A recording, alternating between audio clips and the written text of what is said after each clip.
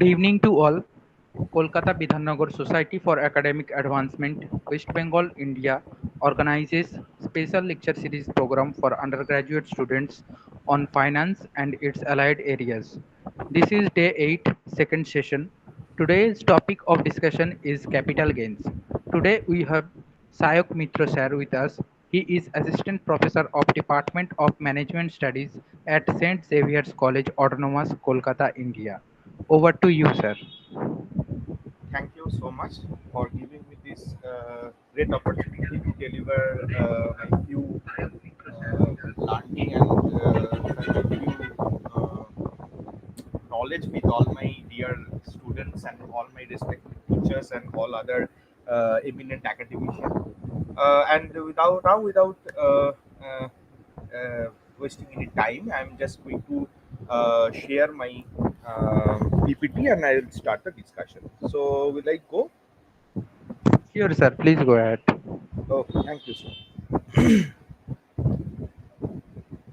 So, I'm starting the slideshow. Is it visible? No, sir, not yet visible. Oh, sorry, I'm not opened the presentation. Sorry, just a second. Yes. Now, check. I think it is visible.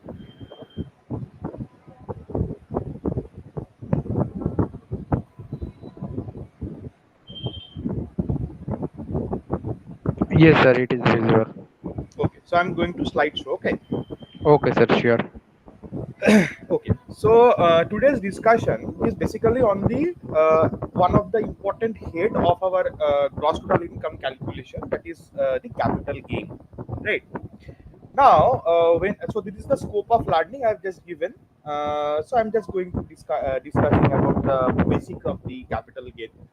So before going to start the understand what is capital gain, at first we have to understand what is a capital asset, and before that also we have to understand on which type of transaction we will be considering it as a capital asset, right? So this is known as the basis of charge under section 45(1). Now under section 45(1), it has been given that whenever we are going to transfer an asset or capital asset, that should have been taken. Second one, there should be a transfer as laid down under section 247 of the respective definition section of our income tax act within the previous year. And third option and third condition is that any gain arising from transferring of such type of capital assets that is defined under section 240 and transfer is occurred under section 247, that will be regarded as the capital asset, and any gain arising from transfer or sale of such capital asset, that will be regarded and considered under the head income from capital gain. So there are three conditions. One condition, it must be a capital asset as per the definition given under section 214 that we will be discussing very soon. Second one, there must be a transfer take place with that within the previous year when we are going to recognize it as a short term or long term capital gain, whatever it means. And third one, any gain arising from such transfer. These three are the basis of charge, and we will be exploring and we'll be learning on these three bases how to recognize an asset as a capital asset as per the definition given under section 214, how to identify and transfer as a proper transfer that should be taken under the consideration and will be considered as a transfer of capital asset, and third one, any gain on such transfer of capital asset that we have to understand. Okay, so now we will be going or discussing the first point, that is how to recognize a capital asset. So this has been given under section 214. So under section 214, the definition is given in some peculiar way. So they have just told the provision or act is telling us that any movable or immovable, tangible or intangible property that is held by an assessee whether or not connected to business or profession, that doesn't matter. That will be capital asset. However, the following we are going to discuss, this will not come under the definition of the capital asset. So that is basically a elementary item of being given. So every type of asset is capital asset except the asset we are going to discuss right now. Right. So the rest one that will come under the definition of the capital asset. Right. So this is given in such a peculiar way in the given act. Okay. Anyway, so we'll be discussing the what are the items that will not come under the purview of the definition of capital asset. Right.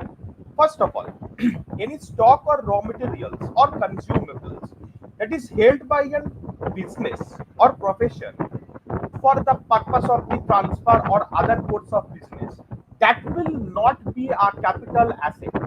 And any gain arising from sale of such asset, that will be taxable under the head profits and gain from business and profession, but not under the head capital gain, because these are the revenue type of assets and from where the company is generating certain sort of revenue, right? So it will not come. However, among them, if any company is doing, or any person they are indulged in any activities of securities, that is a transfer or sale or purchase of securities. So securities held by the foreign institutional investors, even if it is a stock in trade in such type of business, will be considered as a capital asset. So it's an exception of exception. So ultimately, it will be considered as a capital asset. So any sort of stock, raw material, consumable, that is not the capital asset. However, any asset, any securities acquired by any foreign institutional investors, even if it is held as a stock in trade to a particular person or any business or any profession, that is to be considered as a capital asset, even if it is a stock in trade. So this revenue condition will not be applicable over here, right? Now the second point, any asset with personal effect or personal purpose of the assessee or his or her family member, that will be treated as not treated as a capital asset. For example, furniture, wearing apparels, etc. However, among them, these following items will be considered as a capital asset. So it is also like the previous one, exception of exception. So obviously, it will be included under the definition of the capital asset. So first one is the jewelry. Any jewelry you have, that will be considered as a capital asset.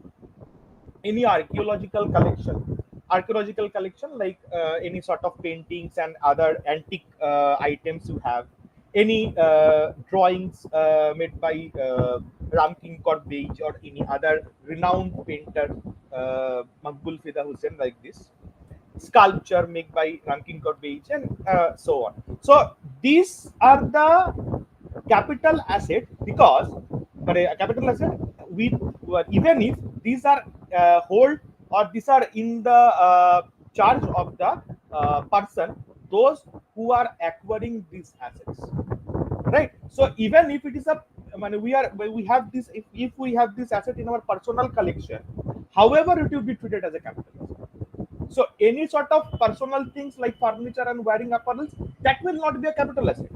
Any transfer of such type of asset with personal effect will not be treated as a capital gain. However, for transferring the jewelry, archaeological collection, etc., this will come under the definition of the capital asset. So that is where, in this way, they have given the definition. Third point, it is a very important point. They are telling you that any agricultural land that is situated in rural area, so two conditions should be there: must be a rural land at first, and should be used for the agricultural purpose in rural area. If these two conditions fulfills, then this type of asset will not be treated as a capital asset, and any gain arising from transfer of such asset will not be treated as a capital, right? But as per the definition of the rural area given under section 214, it is like this. It is based on two things: population and distance. from the respective cantonment board or municipality where the people are residing, right? So any urban land, if you have, this is our capital asset. So the definition given here like this population and distance criteria, those who are able to fulfill this, that will be treated as a capital asset because it is an urban land. So for example, the population is more than 10,000, however less than 1 lakh, and the distance of the land from the cantonment board up to 2 kilometers everywhere. That means for all the sites from the cantonment board office, that will be treated as a urban land. Beyond that, any land, say for example, land is situated in 3 kilometers, 3 kilometers of the area, it will be considered as a rural land. Up to 2 kilometers, if the population is greater than 10,000, less than 1 lakh, then it will be treated as an urban land. Beyond that, it is rural land, right? Similarly, if the population is more than 1 lakh, population means population of the respective municipality or the respective cantonment board where we are going to calculate the going to decide the agricultural or going to decide the rural area, rural land, right? All the notified or the recorded number of population under one municipality, that is why, that is about we are actually discussing, right? If it is more than 1 lakh but less than 10 lakh, then up to 6 kilometer area, that is urban land. Beyond that, it is rural land. So the population criteria is increasing, as well as the area of the urban area or urban land, it is also increasing. That is the, and if the population is more than 10 lakh, then up to 8 kilometers from the jurisdiction or from the area of the local authority, that is our cantonment board or municipality, it is urban land. Beyond that, it is rural, right? So if it is an urban land, considered it as a capital asset, and transfer of such asset will generate or attract capital gain. However, if it is a rural land, it will not attract capital gain. But one condition we have to keep in mind: this rural land should be used for the agricultural purpose. If you have a rural land and here you have constructed one bungalow and given for the tourist visit purpose, that is not considered as a capital asset. Sorry, that will be not exempted, or that will be not considered over here, right? So it is the basic area that has been given, okay? And apart from that, there are several notified bond issued by central government from different time. It is 6.5% gold bond, 7% gold bond, national defense gold, national gold bond, etc. That has been issued by the central government. These are all comes under the exemption list of the capital assets. So all these bonds described here, this is not capital asset. If you invest in such bonds, that is only this notified bond. Except the notified bond, other bonds if you have invested, it is your capital asset. But if you invested in such bond, as per the given list, this 1, 2, 3, 4, last 4 1, that will be not considered as a capital asset. So what we are getting, capital asset is any sort of movable, immovable property holded by the business, profession, individual, whatever, except raw material, stock, but includes if share securities held by the FII. It will include any asset having personal effect except jewelry, archaeological collection, etc.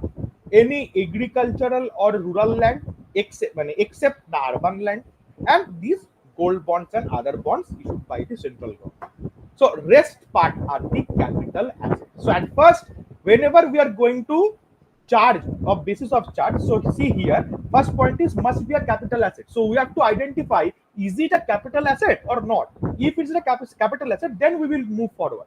Otherwise, we will stop because it is not considered over here. And any capital asset should be taxed under this head, income from capital gain, right? Okay. So now we are going to discuss, if there is a capital asset, then how many types of capital assets are there? It is basically segregated based on the period of holding of such asset. Right? It is basically based on the period of holding of such capital asset. Now, based on the period of holding, the capital assets are basically of two types. One is short-term capital asset and another is long-term capital asset. Short-term capital asset, it is not hold more than 36 months before the date of transfer. So short-term means if you hold an asset less than 36 months for the period, then it will not be treated as a capital asset. However, for the long term, if it is not, if it is hold more than 36 months, then it is basically the capital long term capital asset. So if it is hold for short term, then it is short term capital asset that is less than 36 months. And if it is hold more than 36-month period before the transfer, that means whenever you have acquired the asset and whenever you are going to sell the asset, the gap between these two dates, if it is less than 36 months, then it is short term capital asset. And if it is more than 36 months, the time gap is more than 36 months, it is long term capital. That is the basic. Now, this is the basic definition given under these two sections. However, for this below, I have made some addition and some I have made some classification according to the holding period. For few type of items, these 36-month and criteria is not fulfilled. For them, they have some special criteria. So for them, the holding period is different. Right. For the first one, any shares you have, it is listed shares, bonds and equities, and the items I have given, units of UTI, zero coupon bond, and any sort of equity oriented fund. If this sort of capital asset, this is a capital asset previously because all the previous items is not there. And just one point, that is these shares are not held by the FIS, right? It is held by the normal NRI, normal Indian resident and other persons, right? So if the asset is shares are listed and security bonds, these are holding period is less than 12 months, less than equal to 12 months. But it means if the asset is hold less than 12 months before it transfer, then it will be regarded as a short-term capital asset. If it is hold more than 12 months, then basically it will be long term. So if it is held less than 12 months or up to 12 months, exactly 12 months, then it is short term. If more than 12 months, then basically it is long term. Right? Now, unlisted share, second type of category. Any unlisted share, building, land, any immovable property. For this period is given for 24 months. So if these assets are held less than 24 months or up to 24 months, then it will be regarded as a short-term capital. However, if the holding period is more than 24 months, it is a long-term capital. Right? Okay. Now, third point.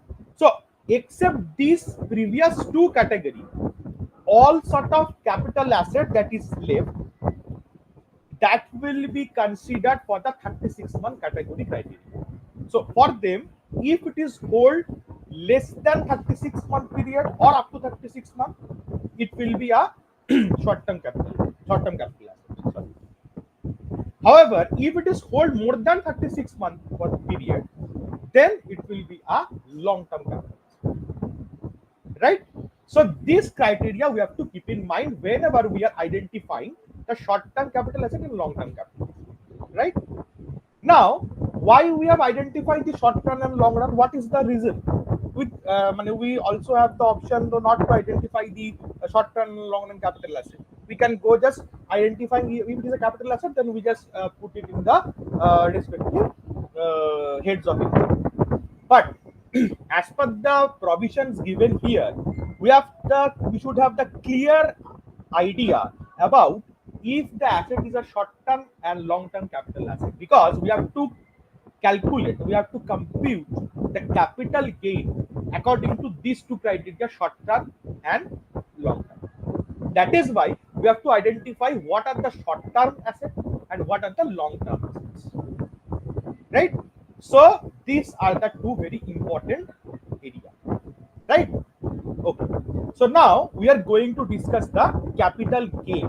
So as per section 48, capital gain definition is very easy. If you are going to, so first you have to identify a short-term capital asset, and now if you are going to transfer those short-term capital asset and you are gaining some profit, then it is known as the short-term capital gain. So short-term capital gain arises by transfer of the short-term capital asset. Very easy.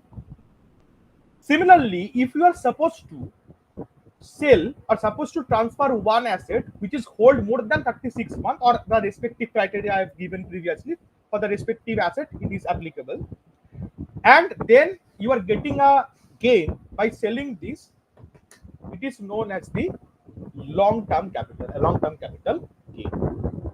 Right? So by sale or transfer of the short-term capital asset, we will be recognizing the short-term capital gain. By selling the long-term capital asset, we are getting the long-term capital. Right? Okay. Now if we are supposed to transfer one depreciable capital asset, it is the exceptional case. For the depreciable asset, where the depreciation is calculated as per section 32(1) given in the PGBP, then it is always the short-term capital asset. Never, it cannot be a long-term capital asset, even if it is hold more than 36 months. This is an exceptional case. All time, if you are supposed to sell a depreciable asset like plant, machinery, furniture, on which we are supposed to charge depreciation, that asset should always be a short-term capital asset, and by selling those assets you can only have short-term capital gain, not long-term.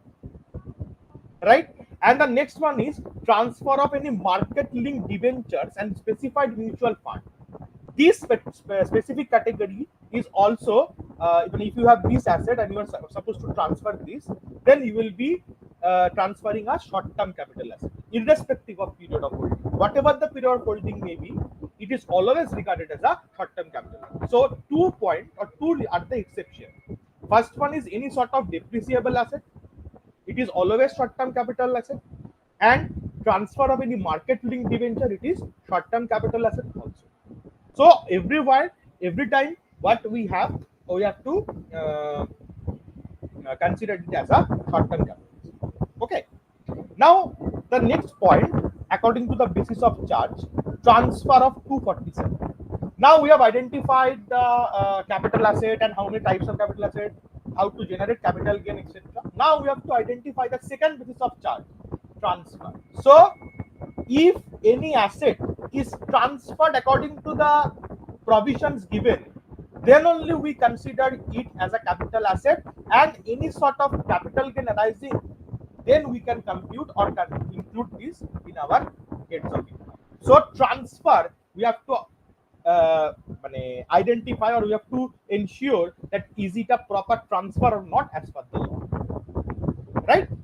Now transfer. So what is the definition of transfer? Transfer includes any sort of sale, exchange, relinquishment, that means transfer of capital asset.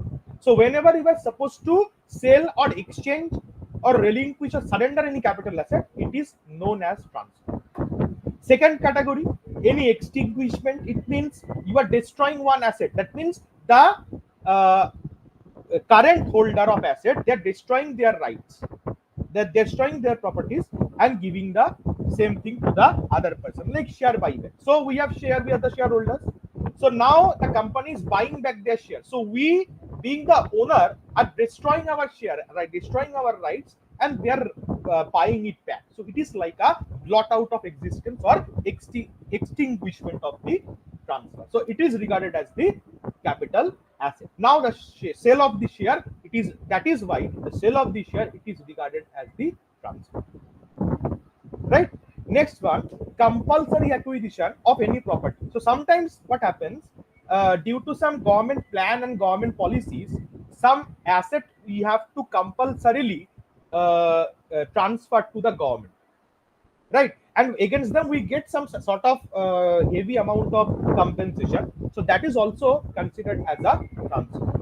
Conversion of asset into stock in trade. Sometimes we can convert our capital assets. Say for example, we are dealing with a business right now. Say for example, any cotton business, and we have a car. Now, from this year, we have shifted from the cotton business to a automobile business. Now, the car we are using for delivery purpose of our cotton products, that will be now regarded as a stock in trade in our business, because we have started our operation in automobile industry. So here it is a conversion from the capital asset into stock in trade. So it will also considered as the transfer. So whenever we have converted, it will be transferred, even if you are not selling it to any other person, right? And any sort of maturity and redemption of the ZCB means zero coupon bond. It's a special type of bond, right? And now, what are the not transfer list? So, even if the transfer, according to our normal knowledge, happens, but that will not regarded as a transfer. So, what are the items? Distribution of any capital asset in liquidation. When a company going to liquidate its asset, then they are going to sell the asset. So, distribution of asset among the shareholders and other, that does not attract any sort of transfer. Any distribution or partial portion of the Hindu undivided family, that is transferring when they are distributing. That means the Hindu divided and undivided family, they are distributing their assets to their respective family members. That will not consider as a transfer over here. Next, any gift or will or any irrevocable trust. So that means if you are getting any gift, that is not capital asset, right? Holding to holding companies, they are transferring their asset 100% to the 100% subsidiary companies. That is considered as an not considered as a transfer, and the vice versa. 100% holding company is transferring any sort of capital asset to the subsidiary company. It is also not regarded as a transfer. If any amalgamation type of thing happens, then the transfer of capital asset, it will amalgamation happens, and for this purpose it is considered as a stock in trade. So say for example, there is two company, A company and B company, and they're going to amalgamate each, and they are making a new company, AB. Now company's A stock is considered, or company's A capital asset is right now considered as a stock in trade of the total company, because they are starting to deal with any asset which is used previously by the separate A or B company as a capital asset. Right now they are dealing with such type of industry, such type of asset, then we are converting them into stock in trade. So this sort of stock in trade, even if it's a conversion like the previous case, section 45, but not regarded as a transfer, because it is by virtue of the amalgamation of these companies. So it is exempt. Next, transfer of the capital asset from demerged company to the resulting company. One company has demerged with another company. Previously, there are two companies AB. Now, among this AB company, one company, B company, is actually demerged. That means they are not going to continue their business together as an amalgamated company or merged company. So now only the A will be there and B will go any other place. So here the A will be the resulting company and B will be the demerged company. And any sort of transfer happens between this A and B in the course of demerger, that will not be regarded as a transfer, right? And any sort of transfer from the preceder to the successor cooperative bank. So between the cooperative bank, previous cooperative bank, different cooperative bank, any transfer happens, transfer of capital assets should be there. That will not be considered as the not transfer, right? Now we are moving to the way how to compute such sort of capital asset as a capital gain using some respective formula. So here we have to learn what are the components of those computation. So whenever we are supposed to compute short-term and long-term capital gain, what are the components we have to keep it in mind? That is the very important thing, right? So first part, whenever we are computing the STCG, these components are very important. First one is the full value of consideration. So what is the full value of consideration? It is the whole price received by the transferor in lieu of the transfer of capital asset. So whenever we are selling one asset, the amount we are getting from the buyer, that is basically the full value of consideration, that is the sale price. In normal language we can call it as a sale price. Okay. Now the fair market value of the insurance compensation. Okay, some sort of items that is not basically known as the full, not basically considered as a full value of consideration. So that means for which we are not supposed to get any sort of sale price. However, it will be considered as the full value of consideration. So we call it as a notional FVC. That means it is considered as good as a full value of consideration, right? So these are the items. So what are the items? Basically, any insurance compensation you are getting, but the insurance compensation is not your full value of consideration because you are not supposed to transfer any asset whenever you are getting an insurance premium or insurance maturity items. However, this should be considered as good as your FMV, right? That is fair market value of such assets or such insurance for which you are getting compensation. It should be an asset insurance, not life insurance. Huh? Next one, original compensation given by the central government, that is the compulsory acquisition purpose. So the compulsory acquisition purpose, the amount originally given by the central government, that should be considered as the full value of consideration. Next, full value of consideration, that is fair market value of the conversion from capital asset into stock in trade. Whenever we are supposed to convert, say for example, the value of the capital asset before conversion was 50,000. Now it is considered as a stock in trade. So, what is the fair market value of the asset as on the date of conversion? It will be regarded as the full value of consideration, that is sale price, like this, like this or this type of things. Okay. So basically, these are the items we have to consider, and basically the full value we are getting by selling asset, the amount we are getting or receiving, that is known as the full value of consideration, right? So first point, we have to identify the full value of consideration. From this full value of consideration, we have to deduct one expenses that we have to incur to making these transfer fruitful. So we are supposed to sell an building. So for that purpose, we have to pay any brokerage to the broker who are actually going there and getting the respective parties for us for making our sale. So these items should be deducted from the full value of consideration. And the rest one we have, that is known as the net value of consideration, or we call it in a short form NVC, right? So full value, from this full value we have to deduct net any expenses with this connection, is known as the net value of consideration. So it is the only or exclusively in the connection of the transfer of the capital assets, like brokerage commission, etc., right? And we will be getting the net value of consideration. So up to this, for the short term and long term capital gain, both are same.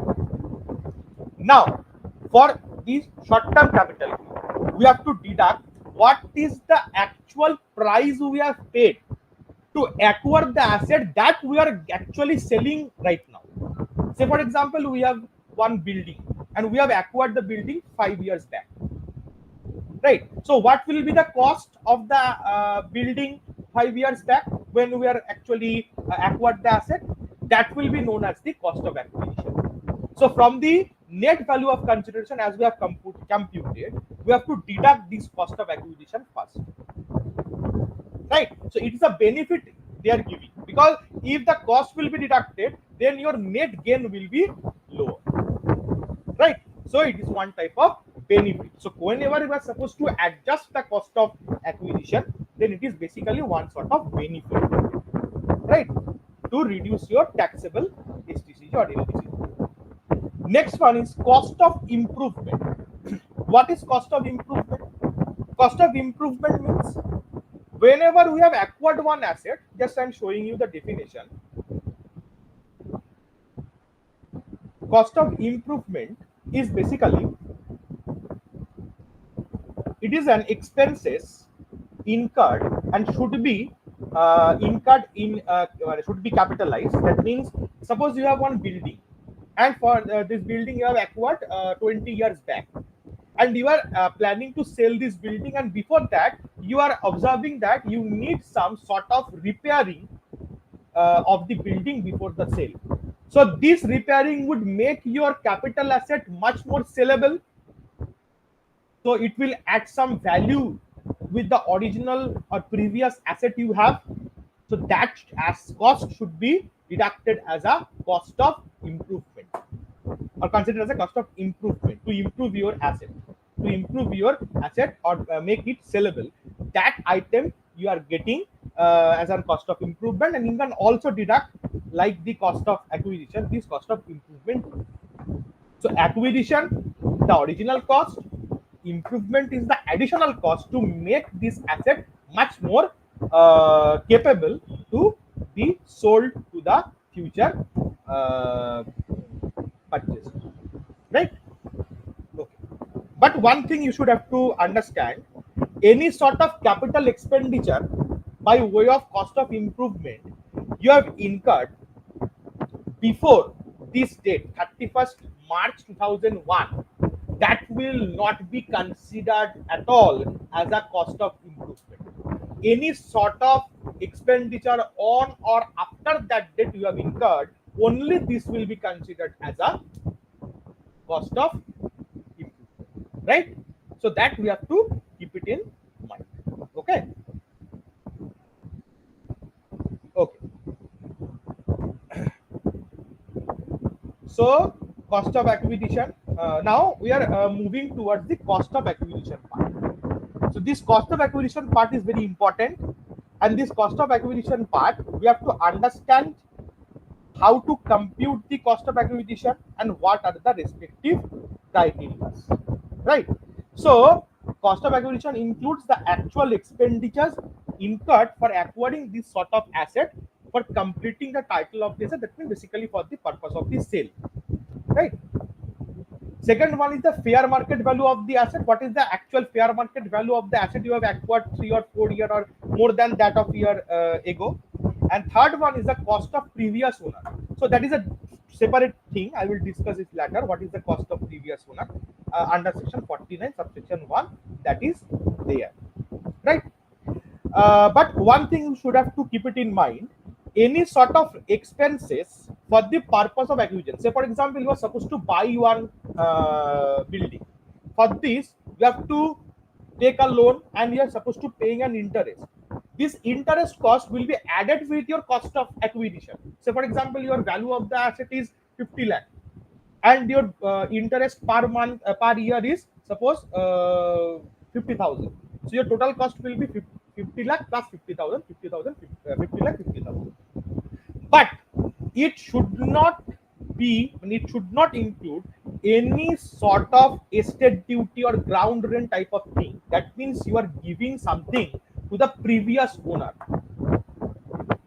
So suppose you are acquiring one building, it is owned by a previous person, and for this purpose you have paid some ground rent. The ground rent is paid to a previous owner who is owning one property. For this purpose, if you are supposed to add this as a cost of acquisition, you will not get the deduction. The original cost at which you are acquiring from the present owner, that will be considered as a cost of acquisition, even if the loan you have taken, interest you are paying for such acquisition, that will be considered. But ground rent for paying, or ground rent you are paying to acquire this asset, it will not be considered. Right? And one more thing: whenever you are computing the cost of acquisition, just keep it in your mind. One point you have to remember: is the asset purchased before 1/4/2001 or after, on or after 2001, 1/4/2001? When the asset is actually acquired, before 1/4/2001 or on or after 1/4/2001, right? So if it has been acquired before 1/4/2001, then the original cost you have paid, it will not be regarded as the cost of your actual asset, right? So there we have to consider these 2 points, and higher of these two will be regarded as the cost of acquisition if you buy the asset before 1 for 2000. Only and only if this condition prevails, then only you have this option. So the actual cost of acquisition you are spending and the fair market value as on 1 for 2001, whichever is higher will be regarded as the cost of acquisition. If you are supposed to, if you have bought the asset before 1 for 2001 and you are going to sell this asset in this year, then only you are supposed to compute, right? Now these three category I have given. So cost of acquisition for these three category will be different for different cases. For the first one, if you have any self-generated asset. So what is a self-generated asset? Any asset you have made by yourself. Say for example, goodwill. Your company have any goodwill. So you have valued this goodwill by your own valuation criteria. So for this, you are asking for a cost of acquisition when you are selling one sort of asset of your company. That's because you have computed the value of goodwill. So this goodwill you have computed, it has some cost. So it will be considered as a cost of acquisition. So you will deduct this and you will get the long-term or short-term capital gain. But if you have any self-generated asset, its cost will not be regarded or considered whenever you are supposed to compute any sort of capital gain by selling those assets. Selling those assets means selling the goodwill. So goodwill has also a market value. So whenever you are supposed to sell the goodwill and you have it has been generated by yourself, so the cost you have been computed, it will not be matched for computing long-term capital asset. However, if you have one goodwill you have acquired, not you have generated by yourself, you have acquired from any another company, and right now you are going to sell this will be considered as a cost of acquisition. The actual cost you have paid for acquiring this, the actual cost you have paid for acquiring this asset, right? And for the depreciable asset, STCG, depreciable asset. So this depreciable asset, it is STCG we have, right? So it is a different issue. Now the share and securities part, it is a very important part. For the share and securities, the fair market value is a different issue. Sorry, the cost of acquisition is a different issue. Sorry. So the cost of acquisition for the original share, the rule is like this: if you bought those share before 1 for 2001, so the previous criteria prevails. So then, what will be the cost of acquisition? Higher of the fair market value of the asset and the actual cost. But if you bought the asset on or after 1 for 2001, then the actual cost will be considered as the cost of acquisition. Okay. For the right share, this also same. But for the bonus share, the criteria is different. So what is a bonus share? Bonus share means the share you are getting additionally or as a bonus from the company where you have previously invested or existing shareholder of that respective company. Right?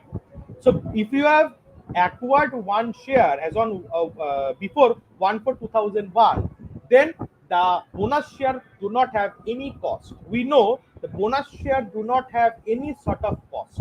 We are getting just as we are holding the share and company is distributing their profit. That is why there is no other way, right? So only the fair market value of the share as on the date of issue of the bonus, that will be only considered, and here the actual cost is nil. Always the actual cost of the bonus issue is nil, right? But if you acquire the asset on or after 1 for 2001, then whatever will be the fair market value, because there is no cost, it will also regarded as a nil. So one point, if you buy the bonus share before 1 for 2001, then only fair market value as on the date of issue of the bonus, it will be considered as a cost of acquisition.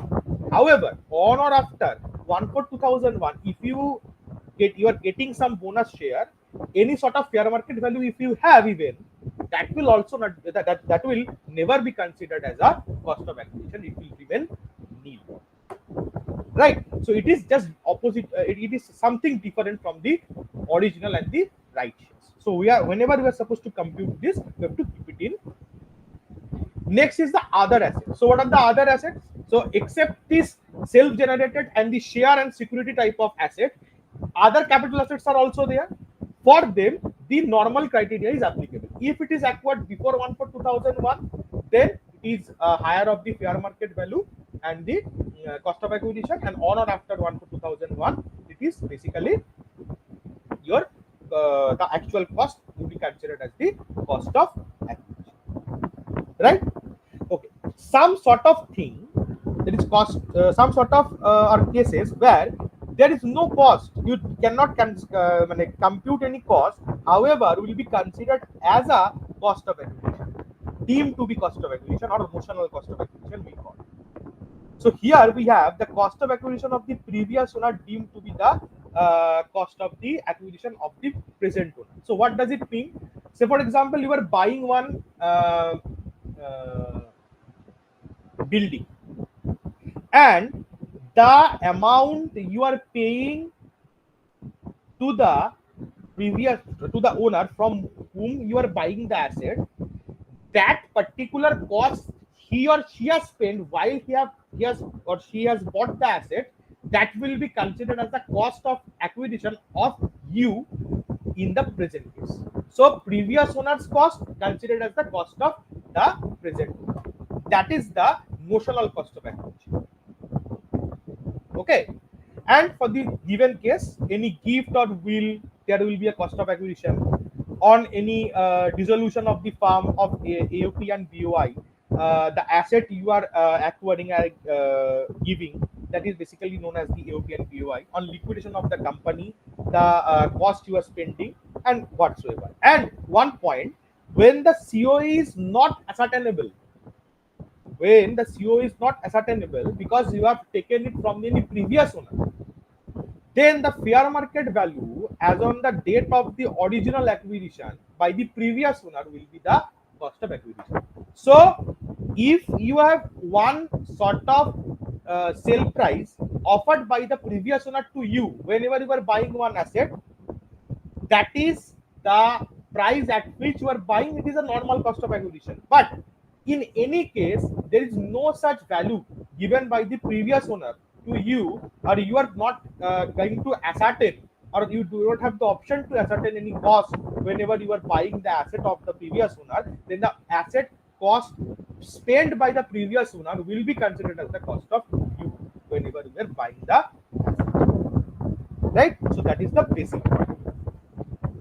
Next point, that is indexed cost of acquisition. So what is indexed cost of acquisition? Just I'm moving backward. So see, index cost of acquisition is only applicable for the LTC. So this heading is actually a typographical mistake. It is computation of LTC, right? It is a computation of LTC. Okay. So whenever we are supposed to compute long term, that means whenever we are actually computing the capital gain from transfer of any asset more than 36 months, hold more than 36 months before transfer, that is known as the computation of long term capital gain. So this, for the long term purpose, we cannot only consider the cost of acquisition, because for the long term sort of assets, say for example, if you have bought one, if you are going to sell your house right now, however this house has been acquired by you say for example 70 or 80 years ago, right? So then you have acquired and right now you are going to sell, so that is, the holding period is long, so it is obviously more than 36 months. So whenever the holding period is long and you are supposed to compute your capital gain on the transfer of the long-term capital asset, then we cannot only take the cost of original acquisition as on the date, say for example this 80 or 70 years ago, because the price, the market price, the price level was different at that time. Right now it has been drastically changed. Now the price level has increased so many times due to the inflation and other factors. So that is why the income tax department is giving one benefit to convert this actual cost into today's present price. It is called indexed cost of acquisition. So we are applying the indexation of today's price level on the original cost we have paid whenever we have acquired that. And just keep it in mind, only it is applicable for the long term capital asset. For the short term capital asset, there never be a index cost because it is hold less than 36 months, and for the other rest of assets it is different, right? Similarly, we have the index cost of improvement. So if you have paid any improvement cost and a long year back, then according to the same like the cost of acquisition, we should have to apply the indexation of the cost of improvement. So in case of short-term capital gain, we have only cost of acquisition and cost of improvement, and here we have index cost of acquisition and index cost of improvement because the time period is long, right?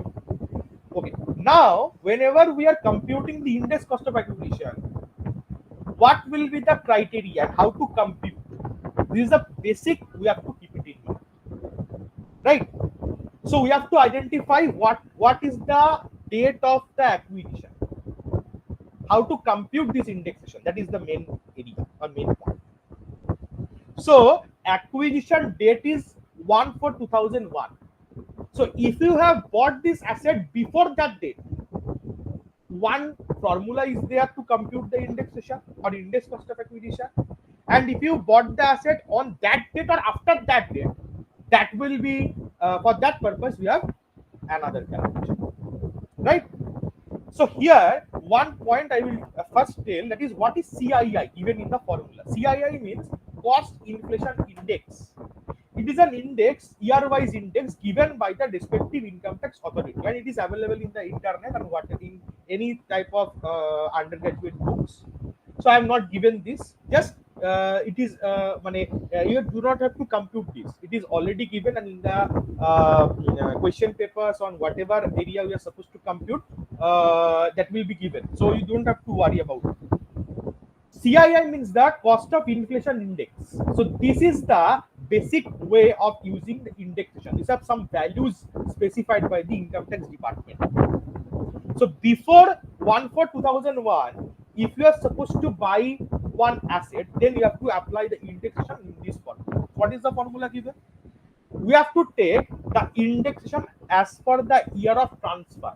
So it is given in a yearly basis.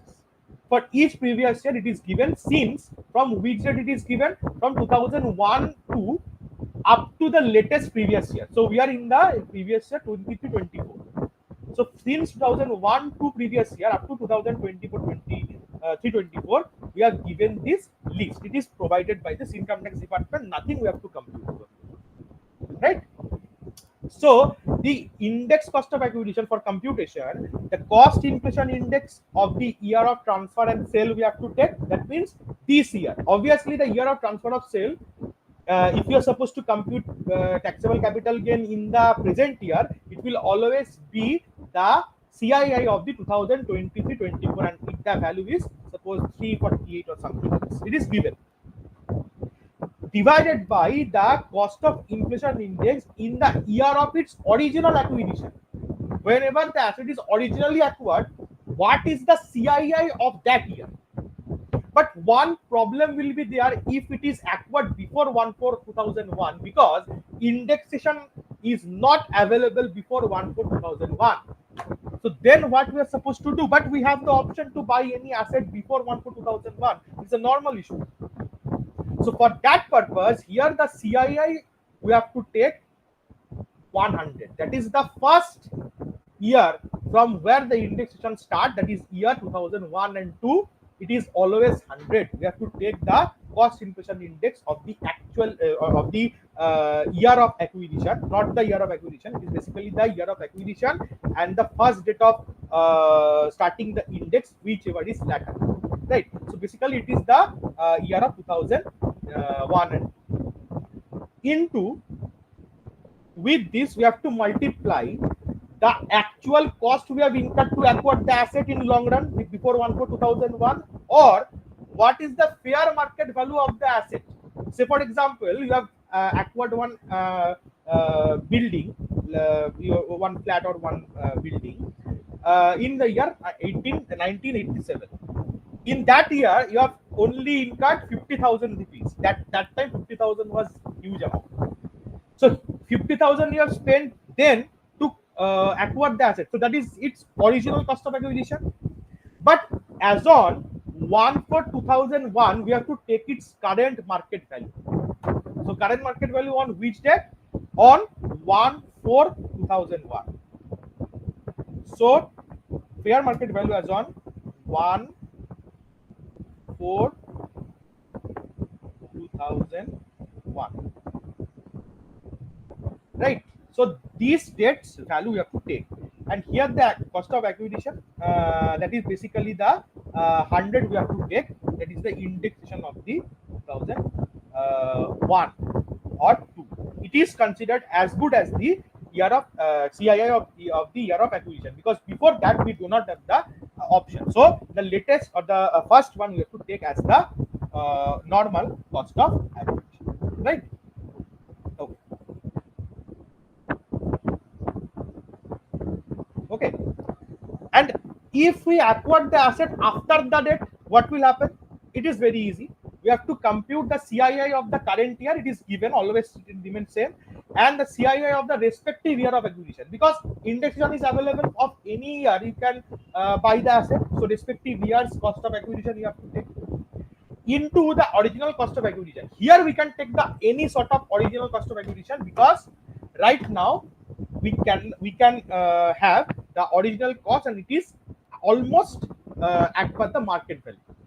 So if we have acquired this asset after 1 for 2001, then we have to take the original cost of acquisition, right? Okay, so that is the basic point. Regarding the cost of improvement, same point prevails. Just one point I will show you. That is before 1 for 2001, any sort of cost of improvement you have spent, that will be regarded as nil. No such value we have to consider. We are supposed to consider. But if we are supposed to compute or spend the cost of improvement after 1 for 2001, on or after, then the formula is same as the cost of index cost of acquisition, as you have to compute under the after case of the index cost of acquisition. CII of the year of transfer, CII of the year of here, not the acquisition, here the year of improvement, on which year you have improved or made improvement of your assets value, right, into the cost of improvement. How much improvement cost you have spent. So before 1 for 2001, whatever you have spent, it is nil, not allowed. But on or after 2001, CII of the year of transfer divided by CII of the year of acquisition is not the year of acquisition. It should be the year of improvement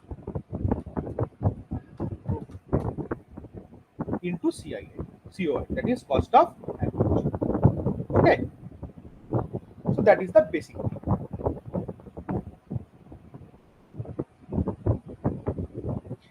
Okay, so that is the basic discussion we have done in this cost of acquisition. So all the components almost we have discussed up to the gross STCG. So full value of consideration less any expenses incurred, net value of consideration from this index cost of acquisition, index cost of improvement we have to deduct. Then we will be getting the gross STCG and LTCG. From this gross STCG and LTCG, we have one exemption. This is considered not the deduction. Keep it in mind, it is not a deduction. It is an exemption given specifically under these capital gain heads. And all the deductions under section 54, separate sections are there. So from the STCG, if we are supposed to deduct any exemption, and from the LTCG, if we are supposed to get any deduction, and it is only applicable for few cases, not for all cases, then we will be getting the taxable STCG. So we will be giving tax on this value, on the taxable value or taxable STCG, not the gross STCG, right? So say for example, for any case exemption is nil, then gross STCG is the taxable STCG. But if there any sort of exemption is there as per the norms given, as per the provisions given, then we have to compute. And accordingly you have to compute the taxable value of STC or LTC, right? So among these we have one point I should remember, I should tell you, that is cases where indexation is not available. So there are some exceptional case, even if it is acquired before 1/4/2001 or in long-term capital gain. Basically, it is a long-term capital gain, hold more than 36 months before transfer, but no indexation will be allowed. No indexation will be allowed. It is an exceptional case. So what are the points? Debenture and bonds. By sale of debenture and bond, you cannot use indexation. You can use original cost of acquisition. That is no problem. But indexation on the original cost you cannot use. Right? Slump sale. What is slump sale? Selling of the whole business against a lump sum amount. For this, you cannot use the indexation. For depreciable asset, I previously told any depreciable asset is a short-term capital asset. So we have previously told that also any sort of short-term capital asset is not supposed to get any sort of indexation benefit. It is only the cost of acquisition, virtual digital assets, and all these items. Right. So here the indexation benefit is not available. Only the actual cost you can consider as the cost of acquisition. No indexation will be allowed. Right? Okay. So there is a right entitlement case. I will discuss this later. There is a tax on capital gain. So whatever I have discussed on this, I have made one problem, and we will be discussing this problem here right now. Right. So here the problem I have given. So all the items and these three type of properties we have there, and we have to compute the respective value of the capital gain. Right. So first one is the share, second one is the house property, third one is the other assets. Right. So first we will compute short-term capital gain, and before that we have to check what is the holding period. That is the very important issue. If the holding period choice is wrong, then your total sum will be wrong, because the criteria of short-term and long-term, it is also wrong. Right. So that is the point you have to keep it in mind. Okay. So this is a share, this is a house property, and this is the other asset. That means any sort of asset other than house property, other than the share and house property. So among them we have three assets. Right. So for the first one, the acquisition date, what is given?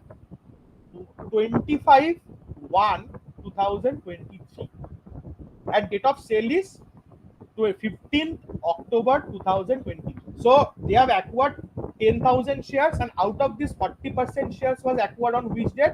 25/1/2023, and sold on 15th of October 2023. So holding period is less than 12 months. We have given the criteria. If the share and securities, then less than 12 months. Obviously it is a listed share we have taken, not the unlisted part. Listed share, just we are assuming that it's a listed share. So holding period is less than 12 months, so it's a short-term capital asset. So we will compute short-term capital gain over here. Here we have to first identify. Next, for the house property, two houses we have sold on the respective date. House 1 is sold on 21st of March 2022, acquired on 21st March 2022, and sold on 23rd July 2023. For the house property, the criteria was less than 24 months. If you hold any asset less than 24 months, it is a short-term capital asset. More than 24 months, long-term. So house property is a building. So for this 24 months criteria is applicable.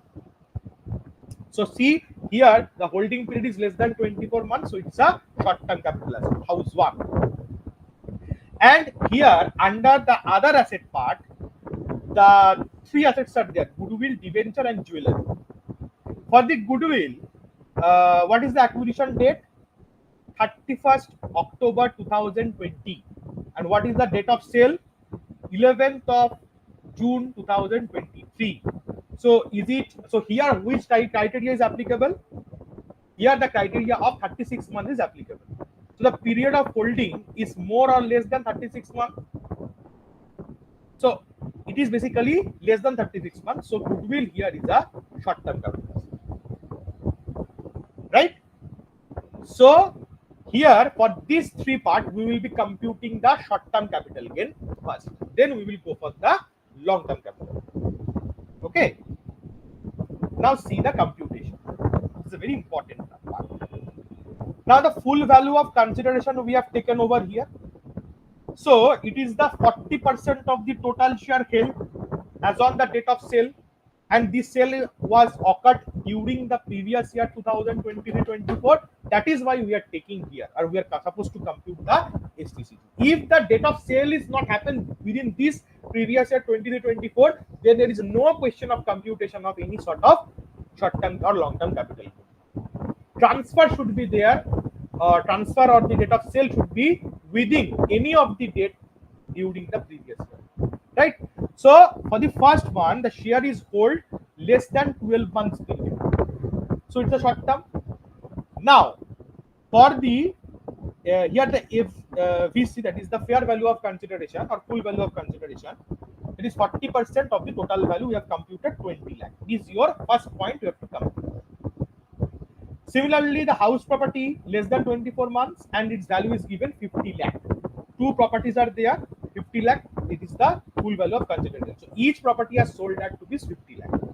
So one property is 50 lakh, and the other asset among them, first one is the goodwill. It is sold on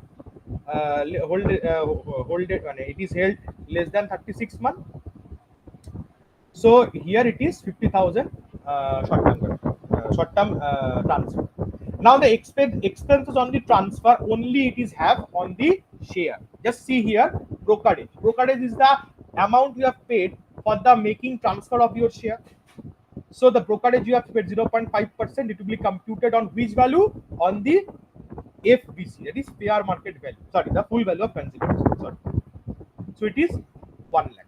So what will be the NVC? NVC is 19 lakh. Now you are supposed to compute the cost of acquisition of the asset. So see what is the cost of 40% share. So cost of 10,000 share each was 120. So 40% of 10,000 and 120, the cost of 40% of the share, that is short-term capital asset, is 4 lakh 80. Right? Similarly, for the house property 1, the cost is given 18 lakh. So we have put it here. So we have put here. So we put here. So house 1 is 18 lakh. Third one is the goodwill. Goodwill's cost is given over here is how much? 12,000. But here we have taken it as 0. Why?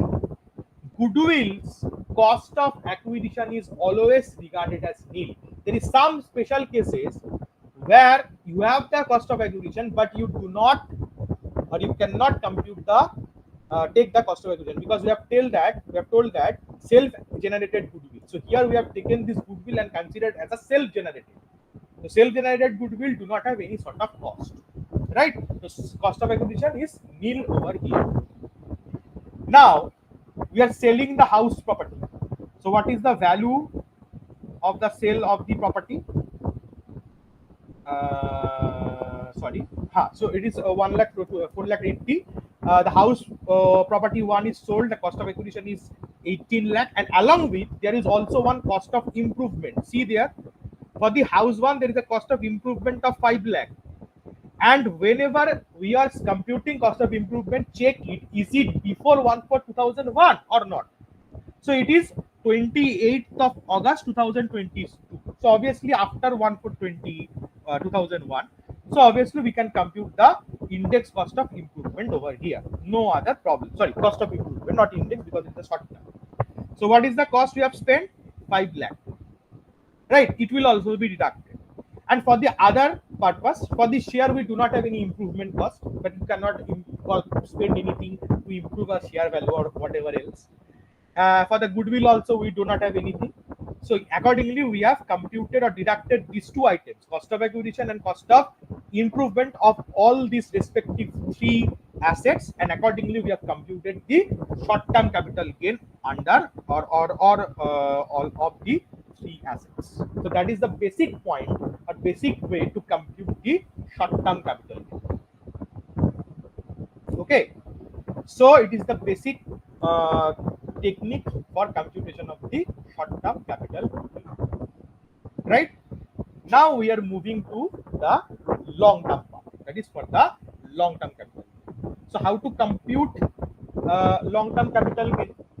So here we are first we have to identify, but there are three steps: identification of the debt and the type of asset, then computation, and finally getting the value. Three steps is there. So we will identify the long-term capital assets. So now for the share, just go for the 60% part. So the acquisition date is 16/7/2021 and the sale date is 22/2/2024. So obviously it is held more than 12 months, and for the share, if it is held for more than 12 months, it is a long-term capital asset. Right? So 60% of share is long-term. Next, house 2, acquired on which date? 19/8/1997 and sold on 13 September 2023. So holding period is more than 24 months. So it is long-term capital asset. And for the debenture and jewelry, you have also checked over here. The debenture was acquired on 12th of 12 sorry August 1996 and sold on 21st March 2023. So obviously it is also a long-term capital asset. For the jewelry, it is acquired on 27th May 2012 and sold on 27th of May 2023. So it is holded more than 36 months. So here it is also a long-term capital asset. Right? So 60% of shares, house 2, debenture and jewelry. These are the three long-term capital assets we have identified, taking the date of acquisition and sale criteria. And now accordingly we will compute the short-term a long-term capital gain. Now here the full value of consideration we have computed. For the share, it is 60% of the value, that is 30 lakh, and expenses in connection with the sale of share, that is 0.5% is 1,50,000. So 30 lakh minus 1,50,000. Net value of consideration is how much? 28,50,000. We got it. Similarly, for the house property, the value is given 50 lakh. Here no such expense on transfer, it is nil. So NVC and FVC is equal for the house property. And for the FVC of the other two property, first one is the debenture and second one is the jewelry. So total asset 80,000 and 2,50,000, we are getting 3,30,000 is the other asset. Other assets means it includes debenture, both debenture and jewelry. So this is the total value of consideration of these two assets, right? So it is coming how much? 3,30,000. Here is also no such expenses on transfer. Now up to this it is okay. Now what is the difference between the short term and long term? Here we are supposed to use the index cost of acquisition, not the normal cost of acquisition, right? Because it is a short term capital and long term capital, right? So holding period is more than the respective months, 12, 24 and 36, right? So how to compute the index cost of acquisition? Now see, for the 60% share, what is the actual cost of acquisition? 10,000 into 60% of 120 each. So your cost of acquisition was 7,20,000. But we have to use indexation because it is a long-term capital asset, right? So how to compute the indexation? The formula is CII of 2023-24 divided by, that is cost of inflation index of 2024, 20 to 24, or that is of the current year, and cost of inflation index of 2021-22 into the actual cost, that is 7,20,000.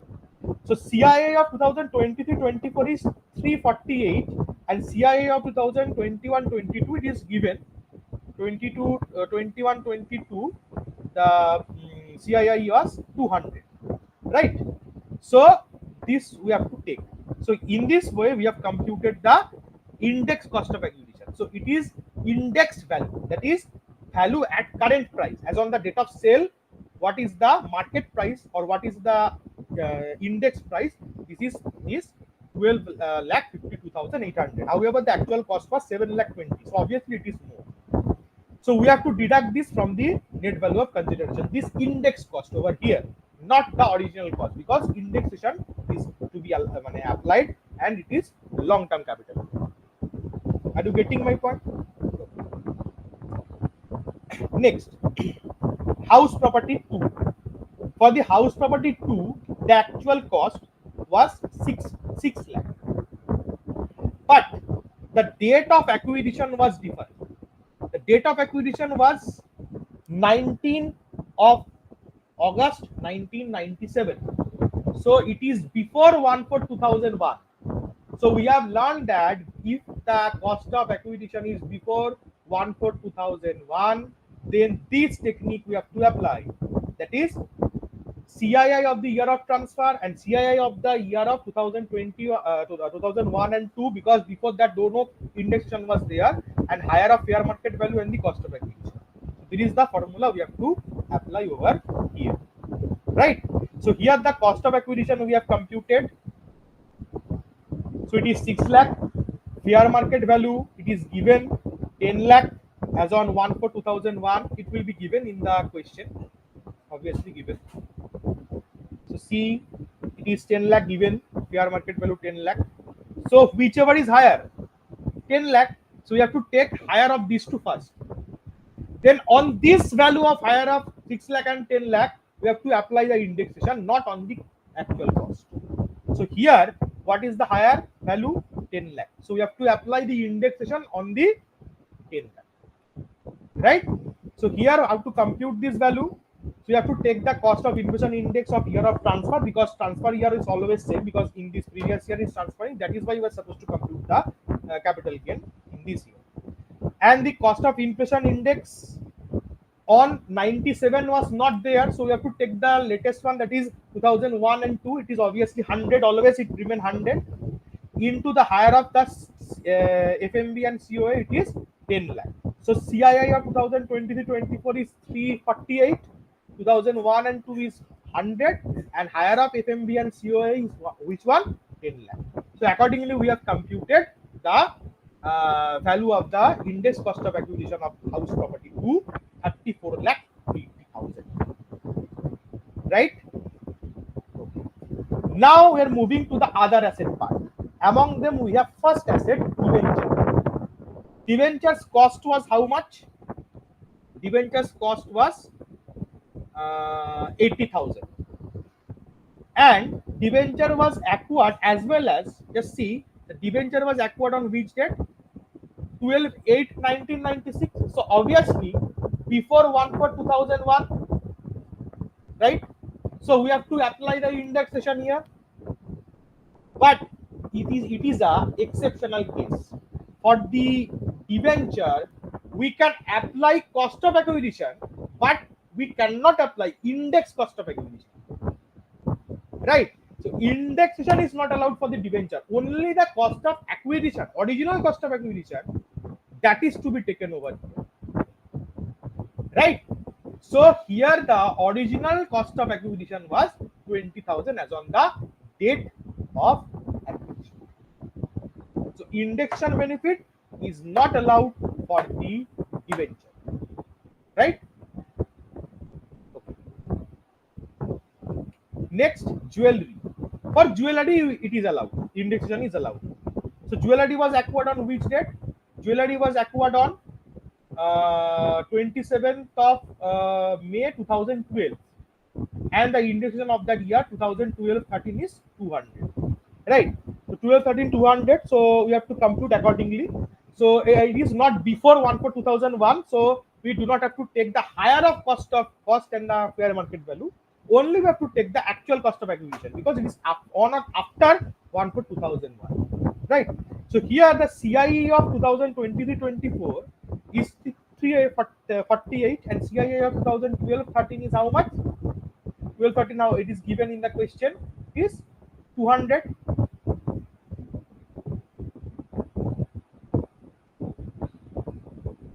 This is actually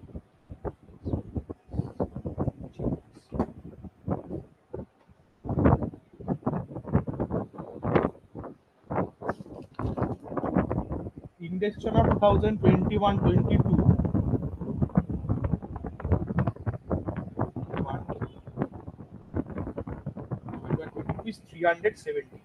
So there must be a change. It is 370. It is 200 correct.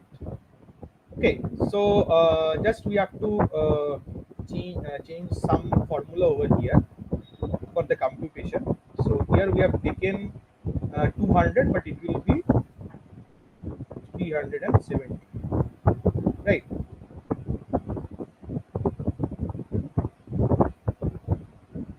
So if the index cost of acquisition is different, then the LTCG will also be different, right? So here we have to put the respective values. Okay, so for the asset, we have supposed to put here the value comes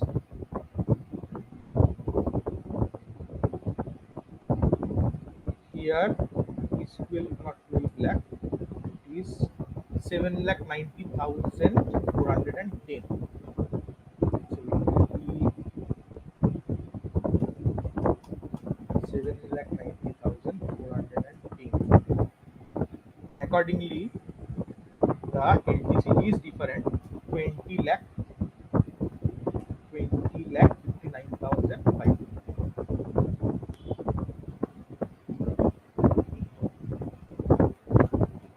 20 lakh 59,500. So this is the final answer, right? Sorry, just a typographical mistake was there.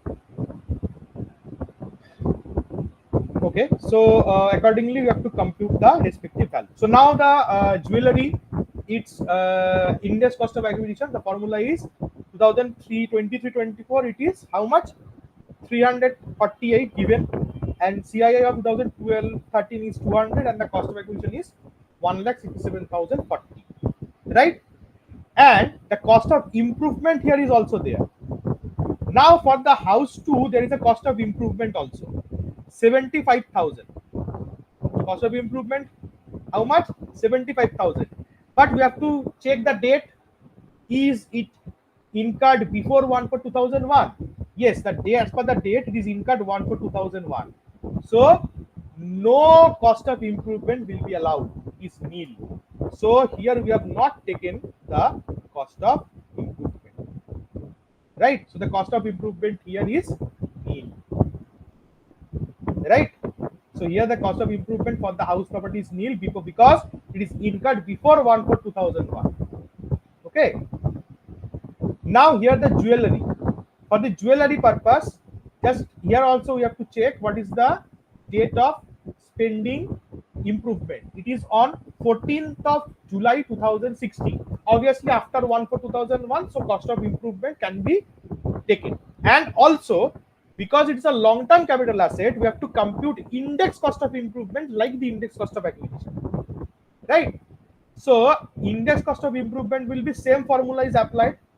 2023-24 it is 348. 2016-17 indexation value is given in the question, it is 264. So according and into the cost of actual cost of improvement 10,000 we have computed. So then we are getting the final value of index cost of improvement of jewelry is 13,182. And what is the final time, final calculation?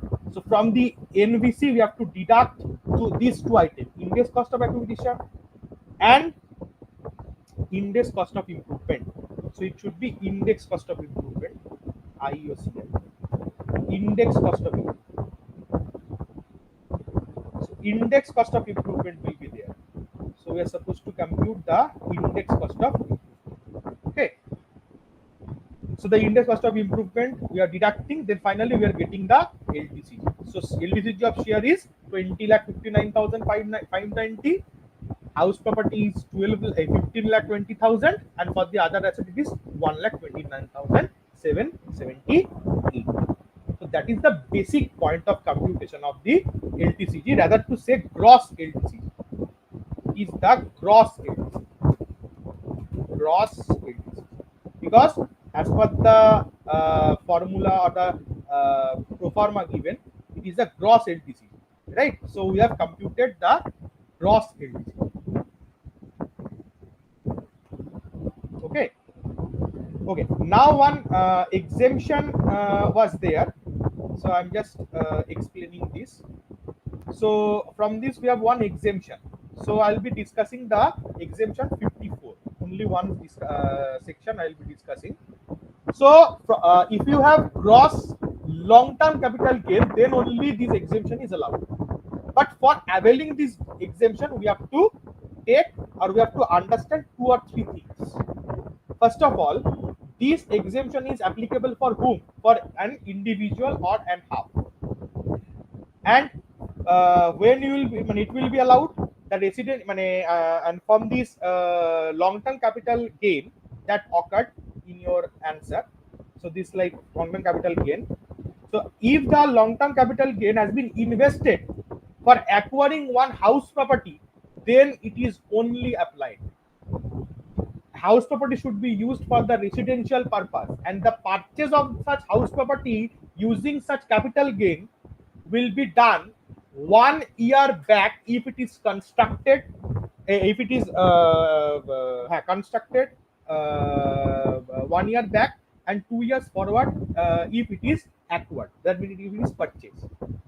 And this amount we have to keep in a capital gain account scheme. The amount of capital gain we are getting, we have to keep it in our capital gain deposit scheme. One just one interruption is there. Is there anyone is present here? So if I take 10 minutes more, it will be any problem?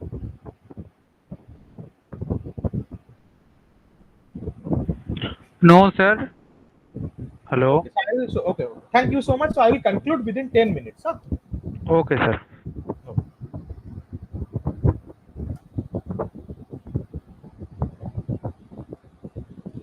Okay, so we are discussing the exemption under 54. So for acquiring the, we have to acquire the asset 1 year back and 2 years forward. That is when the actual transfer takes place. From that date, we have to acquire the asset within 2 years forward. That means from that date within 2 years, or before 1 year from that date. That is the 1 year backward, 2 years forward. And if we construct this house, it for this 3 years forward we have to applicable. That means taking the capital gain, we have to construct one building within 3 years from the date of transfer. Otherwise, we will not be getting the exemption. And till we are not using this, we have to keep this in the capital gain deposit account scheme of a nationalized bank. Must be kept. And how much amount of reduction you are getting? It is the investment in the new shares, that new asset, new asset that is on the new house property you are supposed to buy, and the capital gain you have actually taken or you have actually gained. Which one is the lower? It is the maximum possible amount of exemption under section 54. If you buy any sort of residential house property by selling the previous asset, it is also house property. So it is applicable when you are selling one house property and gaining long-term capital gain, and taking those gain you are buying another house property. Only this time you are getting the exemption. And one more thing, after acquisition you cannot transfer the asset within 3 years from the date of its acquisition. So say for example, you have taken the benefit, you have acquired one asset by using the capital gain of selling previous house property, and within 3 years you have sold this. Just for the purpose of taking the exemption, you have bought the asset, and then after getting the exemption in the next previous year you have sold it. It will automatically be revoked, and on the year you have sold, it will be considered as a short-term capital gain, and again will be added as a taxable capital gain and will be added with your total income. On the year actually you have sold the new asset or new house property, right? So you have to keep the asset for 3 years at least before sale. The new house you have to keep, right? So that is the basic point, we have to keep it in mind. Now regarding this, we will learn one case study. So just see this. On 1/11/2023, one person Ride sold a flat at rupees 18,10,000, and taking the gain by selling the flat, he has acquired another flat on 11/12/2012. So the date of transfer is on which date? 15th of November 2023, and acquisition of the new asset occurs within 3 years. Sorry, within this is acquisition case, so it is applicable 1 year back and 2 years forward. So within the 2 years from the actual date of arising of the capital gain, you have sold the asset. Okay, so you have acquired the new house property at to be 6 lakh. So you can avail the exemption under section 54, right? Okay. Sorry. This is an acquired flat as well. Sorry, it is a different issue. It is the original acquisition of the previous flat. So this is a second flat we have acquired on 25th of January 2024. It is also within the 2 years. So the date was wrong. Sorry for my end. So the purchase of the residential house is 25th 1 2024. So the new acquisition of the asset date is within 2 years. So you can avail for the exemption under section 54. Right? So now we have computed. The actual sale price is 18,10,000. Expenditure in this connection is 10,000. We are getting net value of consideration. And using the, because it's a long-term capital gain, because acquisition date and the purchase date, for this we have difference, right? It is more than 24 months. It is originally acquired on 2012 and sold on 23. More than 36 months. So long-term capital asset and indexation will be applied, right? So using the indexation, the value we are getting 10,44,000, and your gross capital gain, long-term capital gain is 7,56,000. Now the exemption. So what will be the value of exemption? You have fulfilled the criteria for acquiring the asset within 2 years. So the amount of exemption will be least of the capital amount of capital gain and the acquisition cost you have spent to acquire the asset, whichever is lower.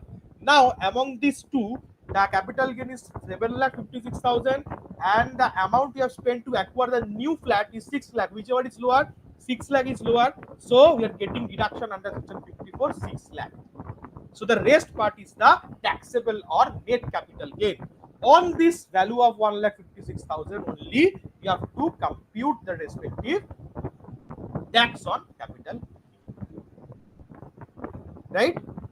Okay, I'm just briefly concluding on the taxation chart rate. That means on which type of asset, how much percentage of tax is applied, right? Now regarding this capital gain, two type of asset is there, long term and short term. So if you have short term capital gain, one sort of rate is applicable. If you have long term capital gain, one sort of rate is applicable. If the long term capital gain arises by transfer of securities and it is covered under 112A, so it means when the STT is applicable. STT means security transaction tax. So whenever you are selling shares by paying security transaction tax, then it is and any sort of capital gain arising under the section 112A, then how much amount of tax you have to pay? If the value of the long-term capital gain is up to 1 lakh, it is nil, and more than 1 lakh, say for example the actual value of long-term capital gain by sale of security paying the STT is 5 lakh. So up to 1 lakh you have to pay no tax. Above 1 lakh there is 5 lakh. So on this 5 lakh value you have to take, or you have to pay 10% tax with surcharge, and health and education says 4%, right? If any sort of securities you have sold but without paying any STT, then flat 20% of 20% tax with surcharge and higher education and higher health and education says you have to rebate allowed for 87A, deduction is not allowed. No, you are not supposed to get any sort of deduction allowed under chapter 6A against any sort of long term capital gain. You cannot claim any sort of deduction against you have any long term capital gain. You can claim from the short term, but except triple one A, that is STT part, but you cannot charge any sort of deduction, you cannot claim any sort of deduction by selling long-term capital asset and gaining long-term capital gain, right? So apart from the securities part, any other asset you have, by selling this you have gained some capital gain, flat 20% rate of tax with surcharge and cess you have to pay, right? You will get rebate also and no deduction, because for the LTCG no deduction. Now for the STC, it is there is also three category. STCG on the assets sold by paying STT, that is security transaction tax. Flat 15% of tax with surcharge and health and education cess is applied. If the STCG is covered other than triple one A, so you have sold asset shares without paying security transaction tax, then normal provision means normal slab up to there is old regime, under old regime up to 250 it is nil, then like this the normal provision is applied, rebate 87A is allowed, and deduction you can also take, but not on the covered by the STT, covered by the triple one A section. This part you cannot take the deduction also, but for the normal provision you can take deduction. And apart from all the shares, if you have any sort of short-term capital asset by selling other than any asset other than shares and securities, then also normal provision of tax is applicable, and you will also get the rebate over here. It is should be written, and you can claim the deduction also over there, right?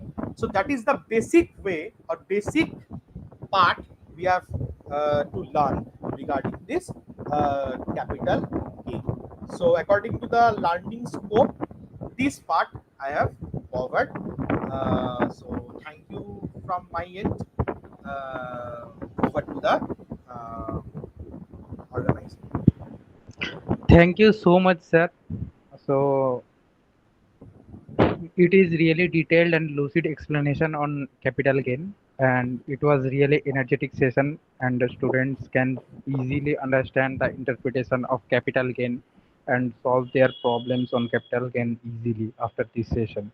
Okay, so I don't think there will be any doubt for students after this uh, quite detailed explanation.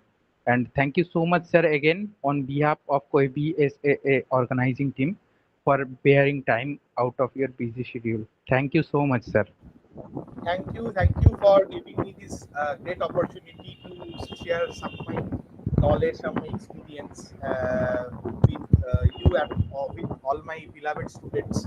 That is a very great opportunity to me. Thank you Yes, so sir. much. Thank you so much, sir. Thank you.